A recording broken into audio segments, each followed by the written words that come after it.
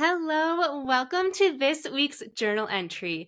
We have a guest that I've been so excited to bring on the show, Lauren Fondriest. Lauren is a women's dating coach who helps single millennial women who are ready to find their dream partner, but dating just isn't working for them. Through one-on-one coaching, Lauren supports women who have created their own amazing, vibrant lives to date with confidence and intention to find the love of their life. And honestly, this episode feels like a one-on-one coaching session, not just for me, but you're going to get so much value if you are dating. But she also gives really good tips for if you're married and wanting to have a thriving, growing relationship too. Lauren gives tips on the best thing to do early on in a relationship, what to ask yourself when you're waiting for a text from a guy, how to know what your needs are in a relationship, the difference between chemistry and compatibility, what it even means to date with intention and how to do it. And I share some stories about my past relationship and even dating that I've never shared before. This is a jam-packed episode that I know you're going to love. I do want to warn you the audio is a little bit funky, and I'm not quite sure why, so bear with me. But without further ado, let's listen in. Welcome back to Journal Entries, everybody, and welcome to the show, Lauren. Thank you so much for having me, Sam. You're welcome. I'm so excited to have you on. I feel like I've asked you 5 times, and then I realized I've never asked you. And I was like, this is a long time, way too long waiting for you to be on this show. Yes, happy to be here. So Lauren is here to talk to us about dating in your 30s, and we're going to go so much deeper than that. But this is the first episode where I'm kickstarting conversation starters before we dig in. And so I have the topic selected of relationships. I thought that would be perfect. And I'm just going to generate a question. All right. Do you prefer a large group of friends or a small group of friends? Ooh, good question. I think this answer has actually evolved over the years. For many years, I love being in big groups. And now, as I'm well into my 30s, I've realized this year what matters most to me in friendships is having those close, intimate relationships where you can really be real with each other and share what's actually going on in your life and have more deep and meaningful conversations. I love when I feel like I can go deep with someone. So that's how I would define friendship today. I love that. I just saw a quote on Instagram or like, I don't know what it would be called, not a meme, but it basically said, "What's your best friend's favorite color?" And then the other person said, "I have no idea. I only know her childhood trauma." Yes. Something like that. I love that. So why don't you share with my audience a little bit about who you are and how you got into this field of relationships and dating? Absolutely. So I'm a women's dating coach and I help women date with intention to find their dream partner. So if you're someone who knows that you really want to be in a loving, committed relationship, but you're struggling with the dating process because who isn't? Dating is hard, right? That's exactly who I help. Help build self-love, more intention, really building out your magnetic energy so you can approach dating with a totally different mindset and feel empowered to find love on your own terms. So that's my role. And I got into dating coaching because I really struggled with dating myself before I met my husband. I was single and actively dating for a period of 6 years, between 27, getting out of a 2-year relationship, and 33 when I met my husband. And it really took a toll on my mental health. I was constantly in a cycle of situationships, and I was tolerating a lot of poor behavior from the men that I was meeting because I really didn't know how to express what I wanted in a relationship or share my needs or my desires. And I was tolerating much less than I truly deserved. So there were a lot of mental shifts in there that allowed me to ultimately meet my husband and build the incredible relationship we have today. I love that. I've got to say, I can't imagine 7 years of actively dating. That does sound like that alone sounds mentally exhausting.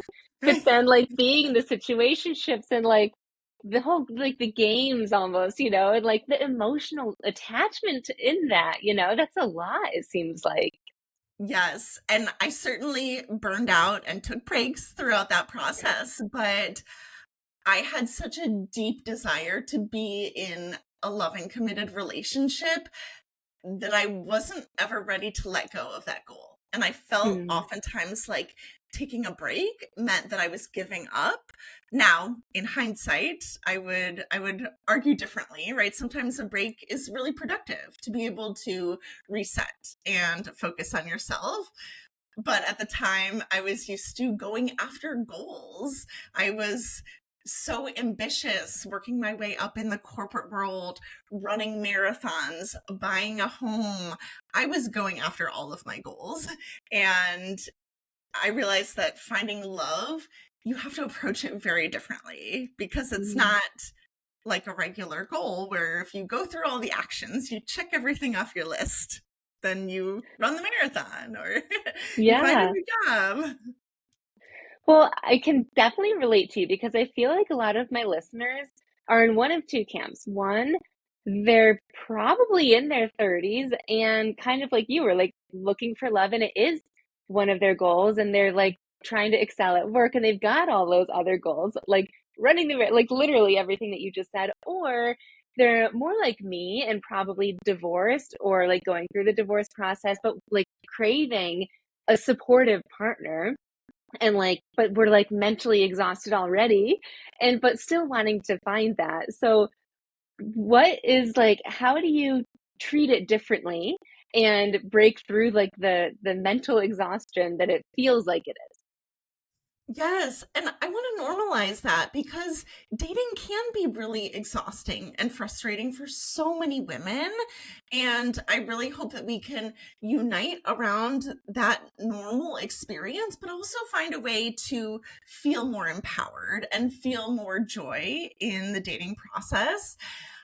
I think there is something so special about dating in your 30s or after a divorce because you know so much more about yourself and your is. own needs and the lifestyle that you want to live, that you're bringing much more understanding about yourself into your search for a partner. This is a huge part of the intentional dating process, that you love yourself, you know what you need in a relationship. And when you know that, it's easier to ask questions on dates to uncover that earlier on rather than getting months or even years into a relationship and finally seeing that they aren't meeting your needs. Mm. That definitely sounds almost more peaceful to date in that way, and definitely more joyful of like, that's right, I do know more about myself and I do know what I want, versus like in my 20s, I almost feel like we kind of talked about this beforehand, but like looks were very important, you know, definitely top of my list. Whereas now it's definitely, I mean, it's important, but I would much rather have a more stable connection, and like so many other things are higher up on the list, I would say. Absolutely. Right. In our 20s, oftentimes we're chasing chemistry or Mm, chasing looks. And what we ultimately learn is that compatibility is so much more important for a committed, lasting relationship. And so when we weigh chemistry and compatibility, of course chemistry is still important, right? You want to feel that spark, that excitement with someone, and you focus more on compatibility, meaning, do they have the same value system as you? Do they want to live the same lifestyle as you? Are your goals complementary to each other? And do they have the same worldview as you? Right? mm, These are the bigger questions that oftentimes in our 20s, we don't have enough maturity in ourselves to even know to look for those kind of things. And maybe we Mhm. haven't figured that out for ourselves yet. Yeah. So there's so much more wisdom that comes. Um, and I love that you described it. It feels more calm and peaceful to date from that place of security within yourself rather than seeking that security in someone else, that Mhm. you know what you want and you're just out there to find it, right? It's a much different energy than trying to prove your worth to someone and hoping that they like you. Yes. Yeah, I remember feeling like I should have not those specific conversations because those are definitely elevated and I was not that mature before I got married, but even like the conversation about kids and politics and all of that before getting married, and I'd never even had those conversations beforehand. Right, right. And you're seeing that now, that Mhm. it's so important to be on the same page with those things before really getting invested with someone. Mhm. So what else goes into dating with intention? For me, the foundation is always self-love. Mm. Really treating yourself well, understanding what your own needs are and being able to take care of them yourself. That's really the foundation. Then I talk about energy because energy attracts like energy. So really thinking about what is the inner narrative? What's the story you're telling yourself every day? Are you saying things like, there are no good men out there? Because if you believe that, then it will prove itself true for you. But if you believe that there are quality men that are the right fit for you that you could meet, then they'll appear for you. So there's so much around the energy and the narrative that you carry that helps attract aligned people into your life.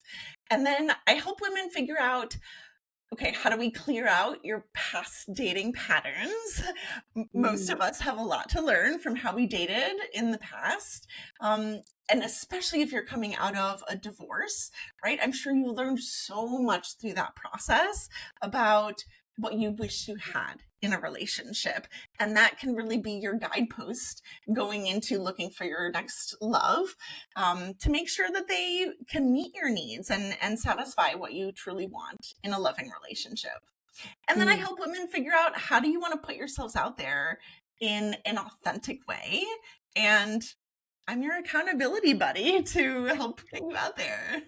I love that. Yeah, I learned so much from my divorce in what I want for sure, but also what I wish I would have done, like so many moments, and maybe it's because I'm a big journaler, but I would go back and like specific memories would pop up, and I was like, why did I tolerate that? Or why didn't I say this one thing, or wanted to show up in this way, or do this thing, or not do this one thing? And I just reflected so deeply on how I showed up. And that's how I would want to show up and have a partner where I felt like I had that permission to show up in that way, you know? Well, I love that you describe that and how you're using the power of journaling, of course, to reflect on that in hindsight, that you know you can only control yourself, right? This is a lesson that many of us take years and years to learn. We can't control other people. And if something's not working, we have to look back at ourselves. This is what I had to do when I was 32, 33, and I said, dating isn't working for me. I'm the common denominator here. I know that I'm an amazing catch, but something that I'm doing in the way that I'm approaching dating is not getting me the results that I'm looking for. So I had to take a step back and say, how can I approach this differently? How can I shift my energy around this? So Mm. I love what you described about reflecting back about how you might have shown up differently. Mhm. Is there anything specific that you'd want to share around how you might show up differently in the future? Yes. So one time, and it was when we were not even engaged yet, so we were still dating. And I must have been like maybe 24, 25 maybe. And there was something that my boyfriend at the time was doing and did, and I just wasn't really into it. And I brought it up to him. I brought up the conversation, which I was really nervous to do, but I did it. And I remember being met with just like, oh, like just that's silly. Don't even talk about it. And then he like just kind of shut down the conversation. And then I remember the next day I brought it up again and I was like, you know what? I'm willing to move past this. Don't like, just as long as we don't do this going forward. And he again responded with like, oh, well, I did nothing wrong. And from that moment forward, learned that I cannot talk about this thing with him. I don't bring it up. Yet I spent the entire relationship still not liking this thing. And I just like didn't bring things up with him. And it became a thing. Like I just don't bring things up. And that experience too, he just didn't talk about it at all. And I just started walking on eggshells around him.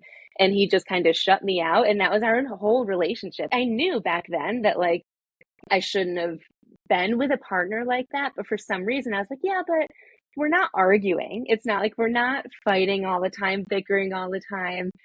And yeah, I didn't have the courage at that point to be like, yeah, but there's so many other people that like, I don't know, would treat you this way and not this way and whatnot. Wow. Thank you for sharing that story. I mean, the fact that you put yourself out there to address something with him and he shut it down twice, right? And that's such a challenging experience to go through, especially in the way that your body naturally reacts to it. You say, oh, it's no longer safe for me to bring up things that are important to me, that I want to change, things that aren't sitting right with me. And that compounds itself across your relationship as you described. Hmm. I'm so curious, in that moment when you were trying to bring that up and you felt shut down, what was going on in your body? Did you have some kind of somatic reaction to that? Yeah, I think that I always tend to feel things in my stomach, like that pit in my stomach. And also kind of like a racing in my chest, like my heart going a little bit faster and my palms get sweaty because it's like I want to say something and I kind of work up the courage to say the thing, but I'm like nervous to say it. So I'm on that edge of like, do I say something? Do I not? And so and then I remember I like went to work that day and I was wondering like, again, do I say something? Do I not? How do I approach this once I decided I did want to bring it up again? And I did bring up more things throughout the rest of our relationship, but it always ended in the same exact way. Wow, Mhm. wow. And it's so interesting noticing how your body reacts to that, right? The pit in your stomach, the racing heart. And of course, there are situations that will do that for any of us. Mhm. I think in our world today, we're so trained to just think in our heads. And there are so many other sources of wisdom from our bodies, from our Yeah. gut, from our heart, right? Listening to all of those signals that your body is giving you, saying something's not quite right here. I don't, how do I feel about this, right? Mm, And how do I want to respond? And how do I want to navigate the relationship accordingly? And I yeah. think the earlier on that we can train ourselves to listen to those body signals and hear our intuitive wisdom that our bodies naturally give us, we can tell so much earlier on, is this relationship right for me? Do I want to continue and go deeper? Or is something not quite right here? I need to address it. Mhm. And I talk so much with my clients about building that self-trust, because when we go into dating so desperately wanting to be with someone, oftentimes we mute our self-trust and we mute our intuition, and we're not listening to those little signals early on. And then down the road, we say, "Oh my gosh, I knew way Yeah. back when that wasn't the right relationship for me." So in in the early dating process, I think the best thing that we can do is tune into ourselves and see, well, how did I feel on that date? How do I feel when I'm with them? How do I feel when I'm not with them? And maybe I'm not hearing from them. And do I like that? so Mm. often we want to ask why. Well, why haven't they texted me back? Yeah. Why am I not sure if they're going to reach out to me or not, or if I'm going to see them again? And there could be a million reasons why. I know that's such a natural human inclination, but what's so important is to turn it back on yourself and say, well, okay, this is what's happening. How do I feel about it? Mhm. And if it's not feeling in alignment with how you want to feel in a relationship, and you don't feel that there's room to have a conversation or address that in a healthy way, then, right, cut it off faster. The Mhm. ability to end relationships that aren't going in the direction that you want faster is so powerful. It's like taking the control back Mhm. and really making you feel much more empowered in the process. I love that. And I have a question for you. So, this is a question of like, is it me or is it them type of thing. Sure. So, I've done very minimal dating, I'll say that, since I've been divorced. But there is always that thing of like, is he going to text me back? And I've had two situations, two types of situations with different types of guys. And one is like, I am wondering when they're going to text me back, and it doesn't feel good. And I'm just like, oh my gosh, like I'm almost like waiting for them to text me. And I feel like I'm always like texting them. And if I'm not, I'm thinking that they're waiting for my text and whatnot. And, but then there's other people, other guys that I've dated, not even dated. I've only ever gone out on like 3 dates maximum with one person. But anyways, and it just feels like it's more casual. Where like I'll text him when I'm free, he'll text me when I'm free. Do you think that it's like what with that other type of guy where it's like he's waiting for my text, I'm waiting for his text? Is that like my internal emotions, or is that like my body saying like, this guy like isn't bringing out the right, traits or characteristics or whatever in you? Ooh, such a good question. I wonder is what's happening in this dating relationship that's bringing up some kind of anxious attachment in you? Hmm. That's a bigger question, right? So I'll just let Yeah. you sit with that. And it could be maybe something related to your childhood, right? And your how you received love from your parents. It could be triggering some other kind of wound, right, that you've had in your relationships or in your life, where you're maybe more desperate to hear from them and wanting that validation or that attention. Um, okay, so that's one component of this to think about. Another component to think about could be, how does it feel, right, when you're with them, when you're communicating with them?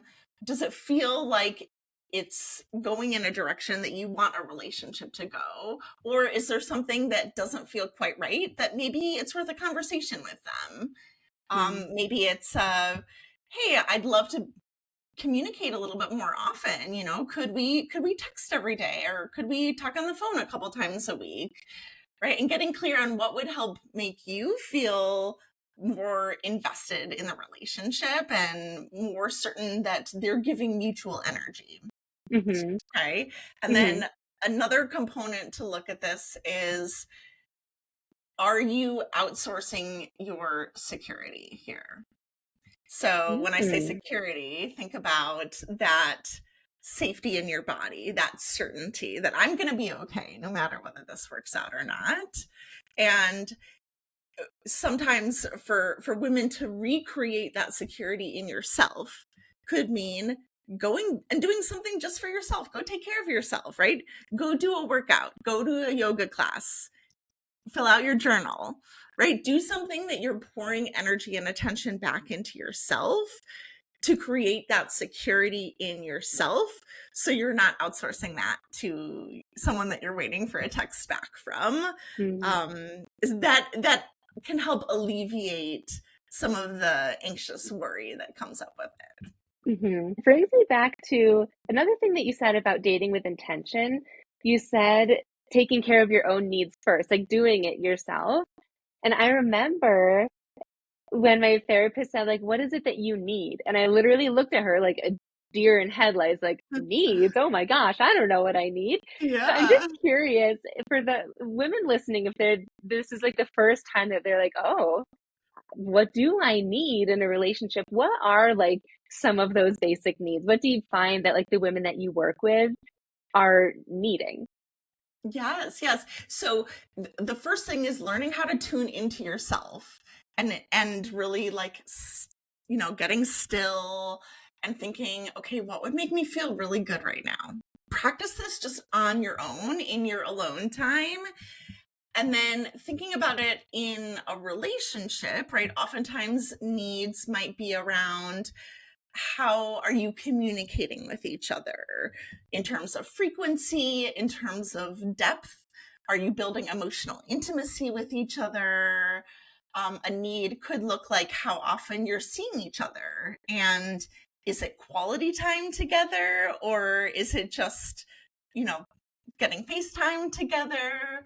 Um, it could even look like, I need to spend the night at my own place because I have a dog that I need to take out. So I can't spend the night at your house. Things like that, right? It could apply to any part of your life, something that's important to you to make you feel good and make you feel taken care of.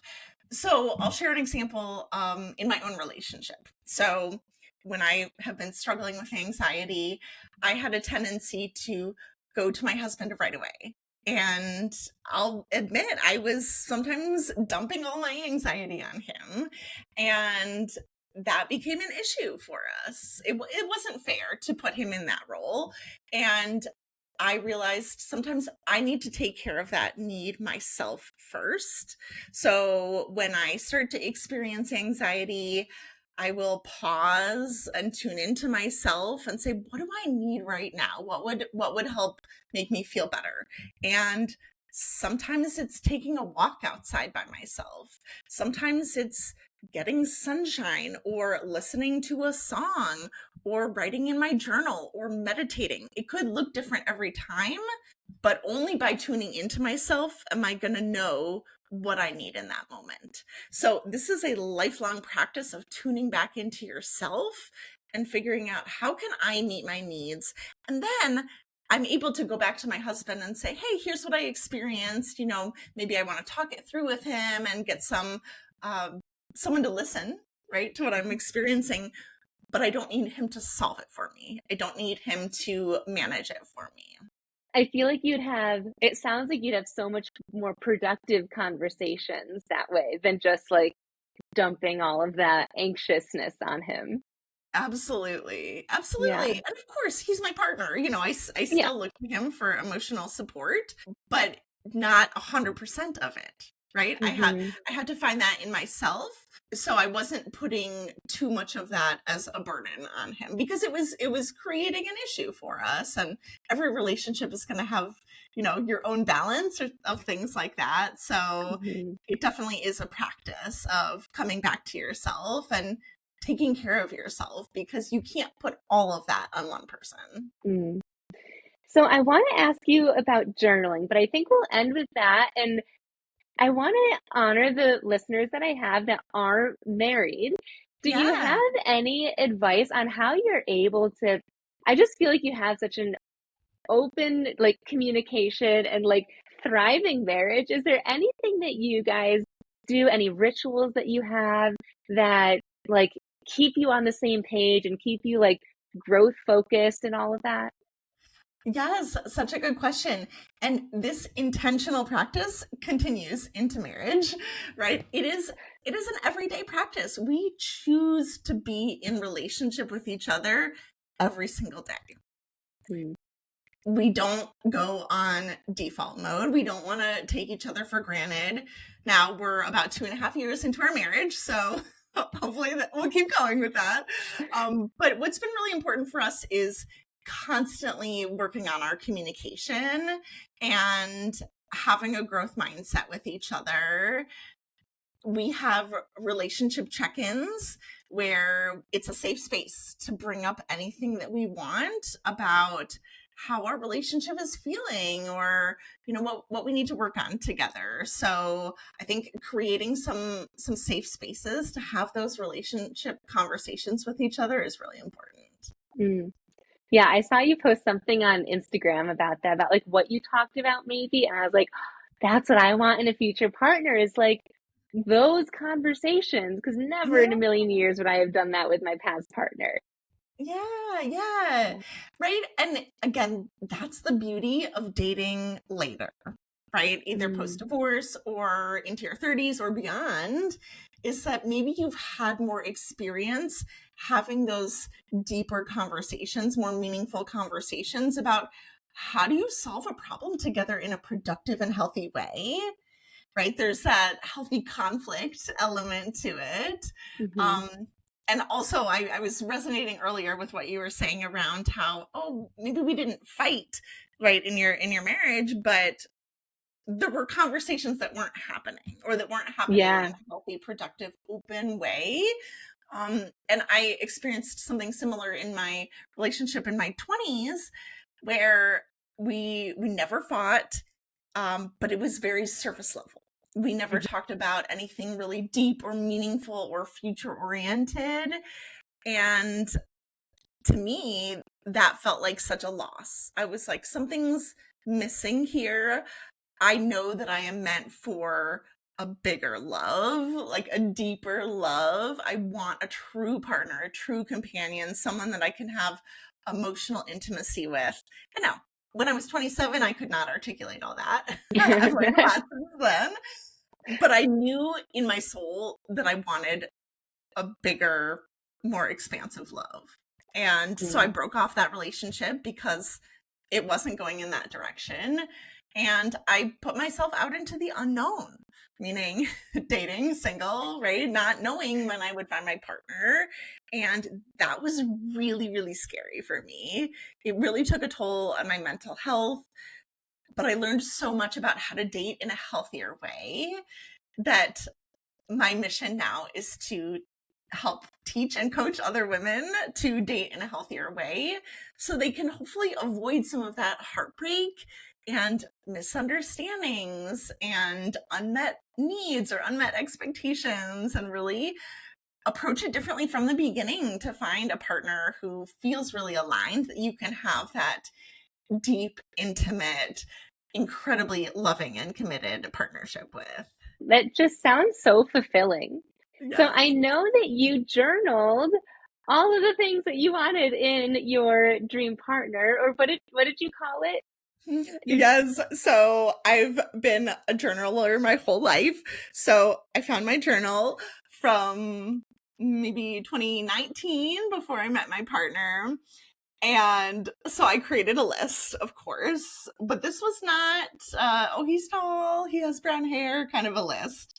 I called it what I want in a dream lover. that's it. And literally, number one on the list is energetic alignment.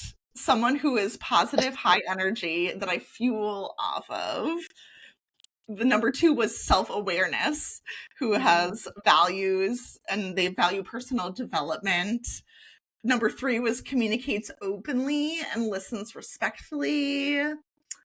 Oh my gosh, there's so many good ones on here. But what I'm giving is the flavor of the depth here, Mm.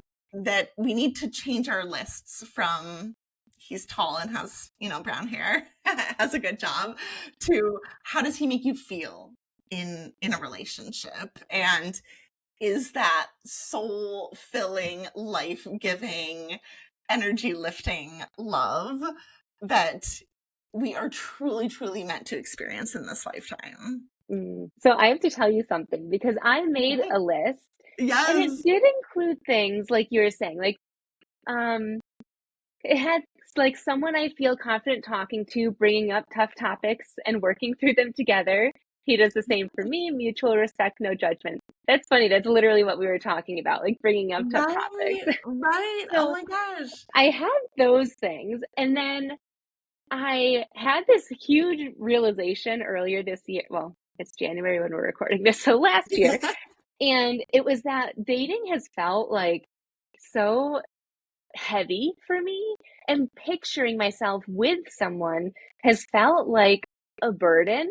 Like it's going to be like, oh gosh, like, having somebody come home from work after their work day, then it's going to feel like, then I have to like kind of go back to what I was doing, like managing Mm, their emotions and managing now his dinner as well as my son's and mine. And like, just like the heaviness of what it used to feel like rather than like the ease that it could be. And so I mm, went back to my list and I was like, well, it doesn't have to be that way. And I right. added in things like, um, where was it? Like one thing I used to have was he plans full dates from start to finish, which I still like, but then I added in something like he he's the one to schedule in recurring appointments. Like he adds in my dentist appointments and my son's without even asking me. So like making Yeah. my life easier, things like that. Yes. Yes. I love that you're able to notice the difference here between feeling heavy because that's what you experienced before versus feeling ease and knowing that that is possible, right? It doesn't Hmm. have to be heavy. It doesn't have to feel heavy. So I think here, maybe finding your expanders, finding your role models or examples of relationships that bring that ease, bring that comfort, bring that feeling taken care of that you're describing, so you can see that it's possible. I share about my own relationship just as evidence of what's possible. So my husband recently switched jobs. He now goes into the office while I'm working from home. And when he comes home, first it's a little love fest with the dog, jumping on him. But then he takes his own time, 15 minutes, just to quietly unwind and regulate his own emotions. And then he's often the one cooking most of our dinners, which is incredible. So every Yeah. couple finds their way that works for them. And so, I like to share evidence of what's possible, Yeah. that we do light each other up. And I always look forward to spending time with him and having meaningful conversations with him because it really feels fulfilling for me. I love hearing stories like that because, yeah, my default is just to what I'm used to for the past. That Right. was like a 12-year relationship of dating and marriage. And my experience was like I was the one that worked from home. So I was the one to cook. And so on my dream partner Hmm. list, it was like, even though I work from home, my partner is excited, comes home energized rather than, exhausted from the day. And he's excited to cook for us and whatnot. So Yes. I love that proof because, yeah, you're right. The proof is like, oh, like, not only is it a desire, but it exists. Like, there are men out there that want to do that, and they are doing that already. Exactly. And that's the thing is that women often get caught up in a pattern of saying if they identify and own what they want, they say, "Oh, that's too much. Oh, I could Mm. never find that. That's not real. That doesn't exist." Well, if you look, right? If you put that out there, put that desire out there, you can find it. It does exist. It's just a matter of weeding out the ones that aren't aligned with what you're looking for. Yes. So I know that you have a challenge coming up. Do you want to tell us about that? Yes, I'm so excited to be launching my dating identity mini challenge. So, this is running from February 10th through 14th. I will be popping in your inbox for 5 days with little video lessons sharing my intuitive insights about how to shift your dating identity, meaning shifting out of that doubt, people pleasing. Am I too much? Do I want too much? Into really an empowered and embodied identity and mindset around attracting the type of partner that you want. So it's really quick little challenges you can implement and integrate what you're learning right away. So I would invite all of our listeners to join me for the Dating Identity Mini Challenge, and we'll share the link. That sounds like something I need, so I know I'm going to be signing up for that. But yeah, I'll include the link to that in the show notes. Thank you. Awesome. Anything else you want to share with our listeners, Lauren? I would just say that if finding true committed love is something that you deeply desire, keep going. It is absolutely possible for you. We're showing all the proof and evidence today that what you want is worth it. You are worth it. And not just that, but I feel like from this episode, you've at least brought me from feeling, I even opened this episode feeling like it is exhausting to date. And now I'm like, it feels joyful and empowered and way happier. So thank you for your Amazing. time and your expertise today. Yes, thank you so much, Sam.